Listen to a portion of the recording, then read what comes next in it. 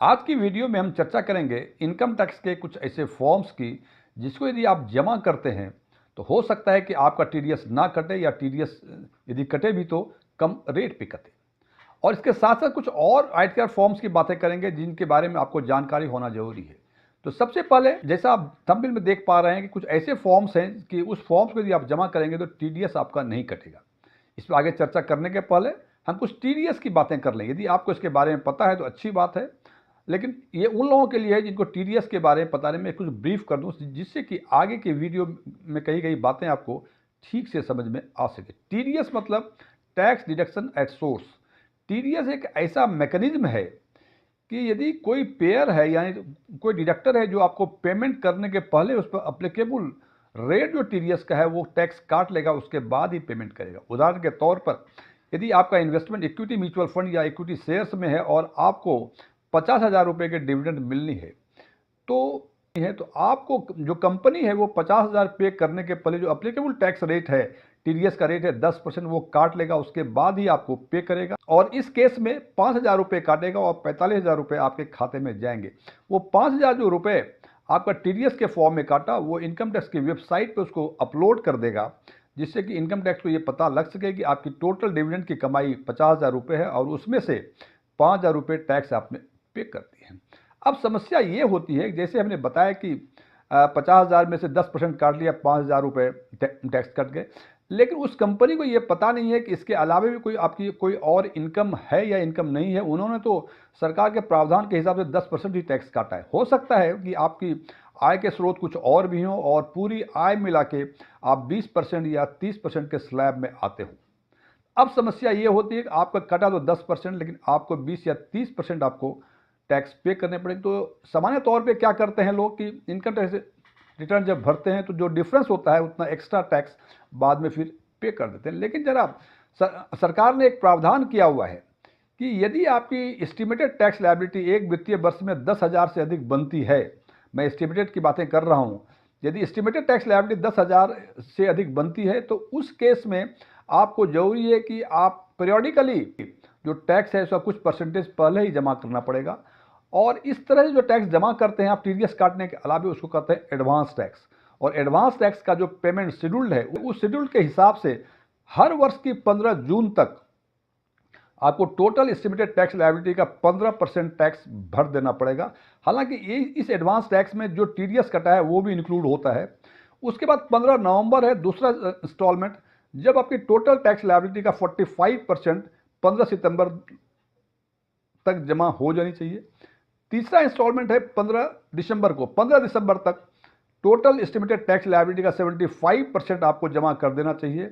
और चौथा जो लास्ट शेड्यूल है, लास्ट इंस्टॉलमेंट है 15 मार्च तक। 15 मार्च तक आपको टोटल टैक्स लायबिलिटी का 100% टैक्स जमा करा देना चाहिए। मैं फिर बता दूं, ये एडवांस टैक्स पेमेंट का शेड्यूल केवल उन्हीं के लिए लागू है जिसकी एस्टिमेटेड टैक्स लायबिलिटी एक वित्तीय वर्ष में 10,000 से एक्सीड करती है। और इस एडवांस टैक्स में जो 15%, 30%, 45% बताया, इसमें जो आपको डिफरेंट पेयर्स ने जो टीडीएस काटे हैं वो भी कैलकुलेट करेंगे। उदाहरण के लिए जैसे 5,000 आपका डिविडेंड में कटा था और आपका को जमा करना है पूरे 15,000 रुपये फर्स्ट इंस्टॉलमेंट में, तो 15,000 में जमा करने तो 5,000 तो ऑलरेडी कट चुका है, रिमेनिंग 10,000 ही आपको जमा कर लेंगे। इसी हिसाब से हर इंस्टॉलमेंट को कैलकुलेट किया जाता है। अब हम चर्चा करेंगे उस फॉर्म्स की जिस फॉर्म्स के द्वारा आपका टीडीएस या तो ना कटे या कटे भी तो लोअर टैक्स रेट पे कटे। मैं डीएम झा, आप देख रहे हैं स्टॉन टैक्स फिन चैनल। यदि इस वीडियो से आपको कोई नई जानकारी मिले या आपको ये वीडियो अच्छा लगे तो वीडियो को लाइक करें, अपने फ्रेंड्स के साथ शेयर करें, कमेंट बॉक्स में यस लिखें। और यदि लगे कि इस वीडियो में ऐसी कोई नई जानकारी नहीं है जो आपको पहले से नहीं पता थी या ये वीडियो ही आपको पसंद ना आया हो तो कमेंट बॉक्स में जाकर नो लिखें। और यदि आपकी रुचि बैंकिंग, इन्वेस्टमेंट, खासकर म्यूचुअल फंड इन्वेस्टमेंट और डायरेक्ट टैक्सेशन में है और अभी तक आपने मेरे चैनल को सब्सक्राइब नहीं किया है तो आप मेरे चैनल को सब्सक्राइब करें और ऑल बटन पर क्लिक करें ताकि हमारे सभी नए वीडियो की नोटिफिकेशन आपको लगातार मिलती रहे। इसमें सबसे पहला है फॉर्म 13। हो सकता है आपने ये फॉर्म का नाम पहली बार सुना हो या हो सकता है आपने पहले भी इसके बारे में सुना हो। फॉर्म 13 एक एप्लीकेशन है जो एसएससी की तरफ से असेसिंग ऑफिसर को रिक्वेस्ट किया जाता है कि उसकी इनकम इतनी नहीं है जिस पर कि टीडीएस कटे या टीडीएस कटे भी तो कम रेट पे कटे। इसके लिए एसएससी को, यानी जिनको इनकम टैक्स पे करना होता है, उनको ट्रेसेस, TRACES, ट्रेसेस जो इनकम टैक्स की वेबसाइट पे मिलेगा आपको, वहाँ जाके आप रिक्वेस्ट लॉज करें, और रिक्वेस्ट लॉज करने के समय आपको कुछ डॉक्यूमेंट अपलोड करने होते हैं जो ये जस्टिफाई करता है कि आपका टीडीएस या तो ना कटे या लोअर टैक्स पे कटे। जैसे फॉर एग्जांपल, यदि आपकी इनकम कम है तो उसका जो डॉक्यूमेंट है वो अपलोड करें, और असेसिंग ऑफिसर जो आपके एरिया का होगा, आपके पिछले ITR को देख के और जो डॉक्यूमेंट आपने अपलोड किया है, दोनों को देखते हुए वो निर्णय लेगा कि क्या आपको नील टैक्स या लोअर टैक्स का सर्टिफिकेट दिया जा सकता है। यदि उनकी नज़र में ये लगता है कि आपका लोअर टैक्स या नील टैक्स, लोअर टीडीएस या नील टीडीएस कटना चाहिए, तो वो आपको सर्टिफिकेट इशू कर देगा। अब सवाल ये है कि आपको डिफरेंट सोर्स से इनकम आ रहे हैं, कई जगह आपके पेयर हैं, कई जगह आप काम कर रहे हैं, तो आप उस सर्टिफिकेट को अपने ट्रेसेस के वेबसाइट पे अपलोड कर दें, और उसके बाद जो भी डिडक्टर हैं, यानी जो आपको पेमेंट कर रहा है, उनके पास जाएं और उनको बताएं कि हमें इनकम टैक्स ने लोअर टीडीएस या नील टीडीएस काटने का सर्टिफिकेट दिया हुआ है। तो वो डिडक्टर या जो पेयर जो होगा, वो ट्रेसेस की वेबसाइट पर आपके बात को वेरीफाई कर लेगा, और उस सर्टिफिकेट में या तो लोअर टीडीएस या नील टीडीएस जो भी आदेश दिया गया होगा, उसके हिसाब से ही टीडीएस आपका काटेगा। और इस हिसाब से कह सकते हैं, यदि आपकी इनकम कम है तो फॉर्म 13 यदि अपलोड करेंगे आप ट्रेसेस पे, तो आपके शायद टीडीएस ना कटे, या टीडीएस कटे भी तो लोअर रेट पे कटे। दूसरा फॉर्म है फॉर्म 15G और 15H। ये दोनों ही फॉर्म एक सेल्फ डिक्लेरेशन है, जिसमें यह डिक्लेयर किया जाता है कि हमारी इनकम उतनी नहीं है जिस पर कि कोई टीडीएस कटना चाहिए या कोई टैक्स कटना चाहिए, और ये जब आप सबमिट करेंगे तो उसके बाद से कोई टीडीएस इस पर नहीं कटेगा। अब सवाल इस पर यह है कि 15G किसके लिए है, 15H किसके लिए है। 15G है अदर देन सीनियर सिटीजन, यानी जिनकी उम्र 60 साल से कम है, अपना सेल्फ डिक्लेरेशन 15G जमा करेंगे, और जिनकी उम्र 60 साल या उससे अधिक है, वो सेल्फ डिक्लेरेशन 15H के फॉर्म में जमा करेंगे। अब सवाल ये है कि ये कहाँ जमा किया जाए। यदि आप नौकरी करते हैं तो क्या 15G 15H आप जमा कर सकते हैं? यहाँ आप बिल्कुल जमा नहीं कर सकते हैं, बिकॉज जो आपका एम्प्लॉयर है, जहाँ नौकरी करें जो आपका एम्प्लॉयर है, वो जो सैलरी इनकम है उसके हिसाब से यदि आपके टीडीएस कटने होंगे तो टीडीएस काटेगा, नहीं कटने होंगे तो टीडीएस नहीं काटेगा। तब अगला सवाल है कि आखिर 15G और 15H कहाँ जमा किया जाता है। फ्रेंड्स, आपके कई सारे जगह इन्वेस्टमेंट होते हैं। उदाहरण के तौर पे बैंक में है, पोस्ट ऑफिस में है, आपके शेयर्स में है, आपके इक्विटी म्यूचुअल फंड्स या म्यूचुअल फंड्स में है।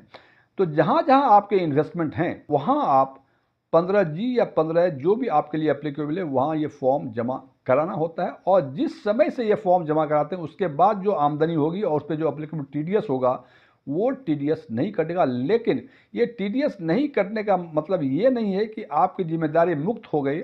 जब फाइनेंशियल ईयर के अंत में इनकम टैक्स रिटर्न भरेंगे तो सारी इनकम जोड़ के जो भी आपको एक्स्ट्रा टैक्स देना पड़े या रिफंड होगा, उसके हिसाब से होगा। टीडीएस नहीं कटने का मतलब नहीं है कि आपको टैक्स नहीं देना पड़े। अब सवाल है कि ये 15G 15H और इसके पहले जो चर्चा की फॉर्म 13 की, इसको कब सबमिट किया जाए। फ्रेंड्स, सामान्य तौर पे फाइनेंशियल ईयर स्टार्ट होता है तो फाइनेंशियल ईयर के शुरू में इसको जमा कर दें, सो दैट कि पूरे फाइनेंशियल ईयर आपका टीडीएस नहीं कटे या लोअर रेट पे कटे।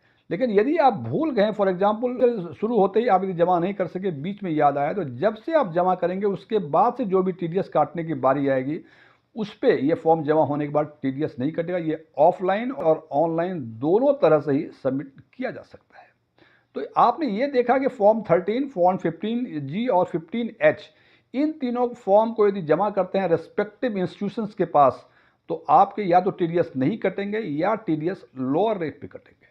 इसके अलावा 2-3 फॉर्म और हैं, फॉर्म 16, फॉर्म 16A और फॉर्म 26AS। सबसे पहले बात करते हैं फॉर्म 16 और 16A की। ये फॉर्म 16 या 16A दोनों ही टीडीएस सर्टिफिकेट है जो इशू किया जाता है एम्प्लॉयर द्वारा और नॉन एम्प्लॉयर द्वारा। फॉर्म 16 इशू किया जाता है एम्प्लॉयर द्वारा। इसका मतलब सीधे साफ शब्द में, यदि आप नौकरी करते हैं और आपकी मंथली इनकम में से, मंथली सैलरी में से आपका एम्प्लॉयर कुछ टैक्स काटता है, तो आपका एम्प्लॉयर जो है वर्ष के अंत में, जिसकी अंतिम तिथि 31 मई होती है, 31 मई तक आपको पूरे वर्ष का एक सर्टिफिकेट देगा। उस सर्टिफिकेट में 2 पार्ट होते हैं। पहले पार्ट में, पार्ट ए में आपका नाम, पता, एड्रेस, पैन नंबर आदि का डिटेल होता है, और पार्ट बी में आपकी कितनी इनकम पूरे वर्ष में ही हुई और कितना टीडीएस काटा गया, ये इसका जिक्र होता है। ये मैं फिर बता रहा हूँ, फॉर्म 16 केवल एम्प्लॉयर द्वारा इशू किया जाता है। लेकिन यदि आपकी नौकरी करने के अलावे कोई और भी इनकम है या कि आपकी नौकरी की इनकम नहीं है, कोई दूसरी तरह की इनकम है, तो उस केस में जो भी आपको पेमेंट देता है, जो पेयर है आपका, वो फॉर्म 16A सबमिट करेगा। इसका मतलब नॉन सैलरी जो पेमेंट होता है आपको, उसके लिए फॉर्म 16A मिलती है और सैलरी के लिए आपको फॉर्म 16 मिलती है, जिसमें मैं फिर बता दूं, जिसमें आपका कितना सैलरी या कितना इनकम हुई है, उस पर कितना टीडीएस काटा है, इसका जिक्र होता है। अब तीसरा फॉर्म है फॉर्म 26AS। अब आपने देखा कि आपकी यदि कई जगह से इनकम होती है और हर आदमी आपका, हर पेयर जो है आपका टीडीएस काट रहा है, तो ये सारे जो पेयर्स हैं, जो टैक्स डिडक्टर हैं, वो अपलोड करते हैं इनकम टैक्स डिपार्टमेंट पे आपके पैन का रेफरेंस देते हुए, और 26AS में ये सारे रिफ्लेक्ट होते हैं। ये क्वार्टरली रिफ्लेक्ट होते हैं। तो हर क्वार्टर में जितना आपका इनकम हुआ या जितना आपका टीडीएस काटा गया, डिफरेंट सोर्स ऑफ इनकम से, आप कहीं लेक्चर दे रहे हैं या कुछ और टेक्निकल काम कर रहे हैं, कुछ प्रोफेशनल्स हैं आपके, तो कई जगह से आपके इनकम होते होंगे। तो हर डिडक्टर इनकम टैक्स की वेबसाइट पे इसको अपलोड करता है और फॉर्म 26 में सारे डिडक्शंस के इंफॉर्मेशन कंसोलिडेट होके उसमें दिखते हैं। इसका मतलब यदि 26 यदि साल के अंत में यदि देख लें आप, तो आपको ये समझ में आएगा कि क्या सोर्स ऑफ इनकम है आपका। फॉर एग्जांपल, यदि आप सैलरी, आपको पेंशन मिलता है, जो सैलरी इनकम में ट्रीट होता है, तो आपको पेंशन भी मिलता है। आप कहीं लेक्चर देते हैं, उसके भी कुछ ऑनरेडियम मिलते हैं। आप कुछ टेक्निकल सर्विसेज प्रोवाइड करते हैं, उसके कुछ इनकम होते हैं। तो सारे इनकम और उस पर कटे हुए टीडीएस, सारे डिटेल जो है वो आपको फॉर्म 26AS में दिखेगा। और फॉर्म 26AS देखने के लिए आपको इनकम टैक्स के वेबसाइट पे पैन के थ्रू आपको लॉगिन करना पड़ेगा। वहाँ 26AS का आइकन दिया हुआ है, वहाँ जाके आप देख सकते हैं और जितने पैसे मिले आपको और जितने टैक्स कटे, उसको वेरीफाई कर सकते हैं। फॉर्म 26AS से कंपेयर कर सकते हैं कि वो ठीक है कि नहीं। क्योंकि जब आप इनकम टैक्स रिटर्न भरेंगे तो आपको मिला हो कुछ भी, लेकिन वो जो चेक करते हैं वो 26AS में जो इन्फॉर्मेशन है उसी से आपको मैच करते हैं। और यदि इनकम टैक्स रिटर्न में जो इन्फॉर्मेशन दी है वो यदि मिसमैच करता है फॉर्म 26AS से, तो इनकम टैक्स डिपार्टमेंट आपको नोटिस देगा। तो ध्यान रखें कि 26AS बीच बीच में जरूर देखते रहें और कंपेयर करते रहें, जितने पैसे आपको मिले या जितना टैक्स कटा, वो फॉर्म 26AS में ठीक से रिफ्लेक्ट हुआ है कि नहीं हुआ है। और यदि लगता है रिफ्लेक्ट ठीक से नहीं हुआ है, तो उसमें बाइफर्केशन होता है कि किस डिडक्टर से आपका इंफॉर्मेशन मिसमैच कर रहा है, उस डिडक्टर को आप रिक्वेस्ट करें कि इसको ठीक करें। अदरवाइज इनकम टैक्स रिटर्न भरने के बाद आपको परेशानियों का सामना करना पड़ सकता है। फ्रेंड्स, ये वीडियो क्लोज होने के पहले बता दूं मैं कि मैं कोई टैक्स कंसल्टेंट नहीं हूं, ना ही मैं कोई सीए हूं। ओपन डोमेन में जो भी इंफॉर्मेशन अवेलेबल है उसके बेसिस पे मैं आम लोगों के लिए आम वीडियो बनाया करता हूं। ये मेरे विचार थे, मेरे विचारों से सहमत होना कोई जरूरी नहीं है। यदि आप मेरे विचारों से सहमत हैं तो कमेंट बॉक्स में जाके एग्रीड लिखें, और यदि मेरे विचारों से सहमत नहीं हैं तो नॉट एग्रीड लिखें। लेकिन नॉट एग्रीड के साथ आप असहमति का कारण जरूर लिखें, जिससे कि आने वाले वीडियो में मैं इसमें कुछ सुधार कर सकूं। Thank you.